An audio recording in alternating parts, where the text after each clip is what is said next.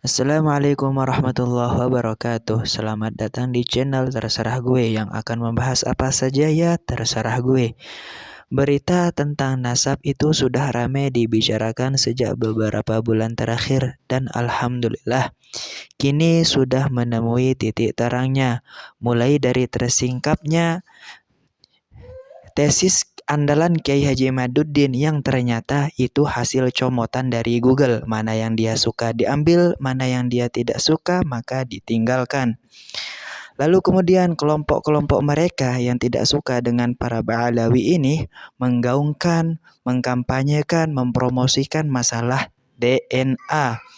Dan lagi-lagi kedok mereka itu tersingkap mulai dikuliti oleh Habib Aventador sebagaimana yang akan kita dengarkan penjelasannya berikut ini. Alhamdulillah jumpa kembali bersama Aventador 007. Kemarin saya mengungkap mengenai kebohongan silsilah DNA Ibrahimi yang dibawakan oleh Sugeng. Ada haplogrup dari Imam Musa Al-Kadhim, haplogrup dari Imam Ali Zainal Abidin, haplogrup dari Imam Ali bin Abi Thalib, haplogrup dari Hashim, kemudian haplogrup dari Nabi Ismail alaihissalam, Nabi Ishaq alaihissalam, juga Nabi Ibrahim alaihissalam, dan seterusnya hingga ke Nabi Adam secara DNA ancestry. Dan saya juga menyampaikan bahwa ini semua adalah hasil dari sebuah ramalan, bukan hasil dari pengambilan sampel dari mereka ini, tidak. Jadi Imam Musa Al-Kadhim, Imam Ali Zainal Abidin, Imam Ali bin Abi Thalib dan seterusnya tidak pernah diambil sampel DNA-nya. Lalu dari mana haplogrup ini muncul? Haplogrup ini muncul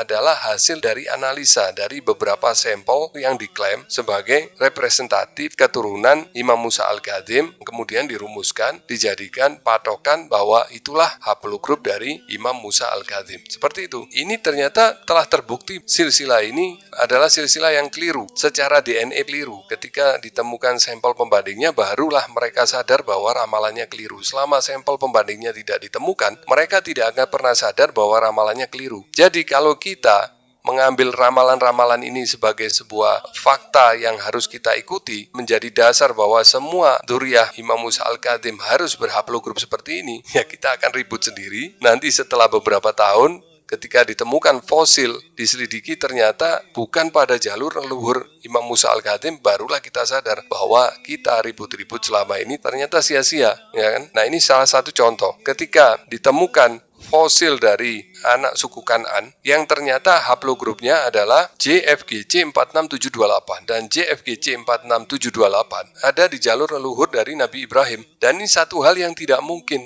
Tidak mungkin Nabi Ibrahim adalah keturunan Kan'an. Nih, seperti kita lihat nih di silsilah ini. Nabi Ibrahim ada di jalur Shem, bukan di jalur keturunan Ham yang melahirkan Kan'an. Nabi Muhammad SAW tidak mungkin ada di jalur ini. Jadi jalur silsilah karangan Sugeng ini tidak mungkin menjadi jalur silsilah DNA dari Nabi Muhammad SAW. Kenapa? Karena ada Kan'an. Kan'an ini siapa? Kan'an ini adalah keturunan Nabi Nuh yang kafir kepada perintah Allah. Nabi Muhammad mustahil keturunan orang kafir. Secara genetika, Nabi Muhammad adalah keturunan dari Shem. Di dalam Al-Quran surat Asy-Syu'ara ayat 218-19. Allah berfirman, Allah yang melihat engkau ketika engkau berdiri dan melihat perubahan gerak-gerikmu di antara orang-orang yang sujud. Para mufassir menafsirkan ayat tersebut dalam komentarnya, Nur Nabi Muhammad SAW berpindah dari ahli sujud kepada ahli sujud. Jadi semua leluhur Rasulullah adalah orang-orang yang beriman kepada Allah. Dari mulai ayah beliau, Abdullah, kemudian kakek beliau, Abdul Muthalib, dan seterusnya sampai kepada Nabi Ibrahim, sampai kepada Nabi Nuh, sampai kepada Nabi Adam, semuanya adalah orang-orang yang beriman kepada Allah. Tidak ada satupun dari mereka yang kafir atau musyrik. Dari Ibnu Abbas radhiyallahu an, sesungguhnya Allah memindahkan nurku dari sulbi yang suci kepada rahim yang suci. Jadi bukan hanya dari jalur laki-laki saja yang beriman kepada Allah, tetapi dari jalur nenek-nenek beliau itu semuanya ahli sujud, semuanya adalah orang-orang yang beriman kepada Allah. Bunda Rasulullah, kemudian neneknya yaitu istri Sayyidina Abdul Muthalib, dan seterusnya hingga kepada istri dari Nabi Ismail, istri dari Nabi Ibrahim, dan seterusnya sampai kepada istri Nabi Nuh, sampai kepada Siti Hawa. Semuanya adalah orang-orang yang beriman kepada Allah. Tidak ada satupun dari mereka yang musyrik. Dan banyak sekali hadis-hadis yang menjelaskan tentang ini. Hadis Rasulullah mengatakan bahwa senantiasa aku berpindah dari segala surbi yang suci kepada rahim yang suci. Berdasarkan dari hadis maupun ayat Quran yang menjelaskan bahwa semua leluhur Rasulullah SAW adalah orang-orang yang patuh kepada Allah, maka tidak mungkin apabila Rasulullah SAW menjadi keturunan Kan'an seperti yang dipakai oleh Sugeng ini. Tidak mungkin ini.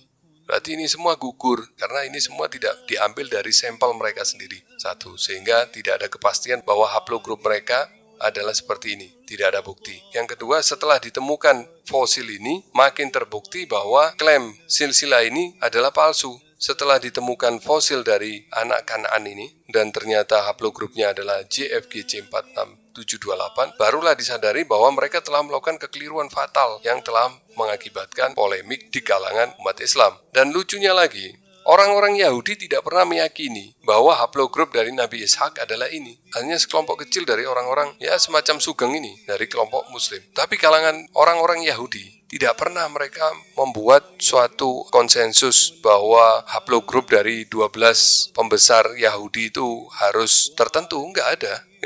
Karena mereka menyadari bahwa ini suatu hal yang hanya rekaan, hanya ramalan. Kecuali orang-orang seperti Sugeng yang memastikan sebuah ramalan adalah sebuah kenyataan. Nanti baru sadar ketika ditemukan fosil-fosil dari suku-suku lain yang ternyata fosil tersebut haplogrupnya ada di jalur luhur Nabi Ibrahim. Dan ternyata itu adalah fosil dari kelompok yang tidak mungkin Nabi Ibrahim ada di jalur nasab itu. Baru mereka sadar. Tapi semuanya telah membawa korban fitnah di antara sama Muslim, saling caci maki, saling bermusuhan, hanya gara-gara omong kosong ini. Oke, saya cukupkan dulu sampai di sini. Subhanakallahumma wa bihamdik, asyhadu an la ilaha illa anta, astaghfiruka wa atubu ilaik.